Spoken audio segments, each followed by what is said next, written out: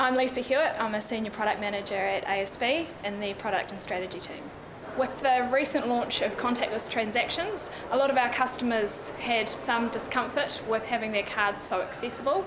We listened to our customers. They told us that card security was important to them, but we also wanted to put the control in their hands, enabling customers to turn off different types of transactions and turn them back on all within the ASB mobile app, giving them increased security and control over their cards. Fraud has been increasing over the years, and since launch of card control, we've blocked over $1 million of transactions that we've identified as potentially fraud. With the scale of fraud that we do see on a daily basis, it's really exciting to be a part of delivering a solution that enables our customers to be protected. I'm Detective Senior Sergeant Aaron Pascoe from the Auckland City CIB. I'm Detective Vanessa Pratt from Auckland City Crime Squad. For about the last 3 years we've been working on what we call Operation Sever, which is targeting the mail scratch and win scam, initially targeting victims to try and stop them falling for the scam, and more recently we've been working with New Zealand Post to intercept mail at the border. It was much bigger than what we anticipated. I expected we might get 200 to 300 mail items a week. In the first week alone we got, was it 3,000? Approximately 3,000, yes. We developed a relationship with New Zealand Post and discussed the notion of production orders. And then the International Mail Centre team became trained, and they were shown examples of what the type of mail that they were looking to seize. And over the course of the operation, working with New Zealand Post, we got, I think, 18,000 mail items in the first run, and then about 3,000 mail items when the offenders changed colour. There was no geographical pattern to it, although it did tend to target the elderly.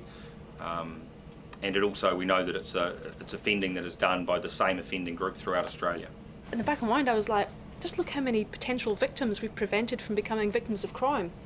You know, how many people could potentially have scratched and think they've won and then send off money overseas, and so it was really motivating to keep going with that. It involved a multi-agency approach. It involved police, it involved New Zealand Post, it obviously involved NetSafe, DIA, so when we all work together and take a really big picture view of what's occurring instead of looking at things in isolation, that's where we can actually have an impact.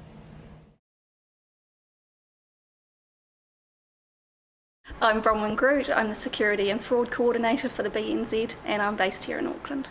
I came back to the BNZ about 7 years ago, and I was working part-time as a teller out at Waiuku. I got really brassed off that our local elderly were getting ripped off by scams and stuff like that, so I created a little presentation, called it Scam Savvy, took it out to our one bowling club and a couple of the COSI clubs and stuff on a volunteer basis. And then the BNZ leadership team found out about what I was doing. They created this role for me, and it's gone from there. When you go out and give a Scam Savvy presentation to any group, you will have a bunch of people come up to you afterwards and go, oh, I was the victim of a scam, or I saw this, or I got this piece of mail, and it's, yeah. So you know that it's affecting a huge amount of people. The only way we can evolve is if we know exactly what the scam or what the fraudsters are doing, because, you know, they're pretty smart. The people who fall victim aren't stupid. It's just that the scammers are really smart, and we need to get smarter than them.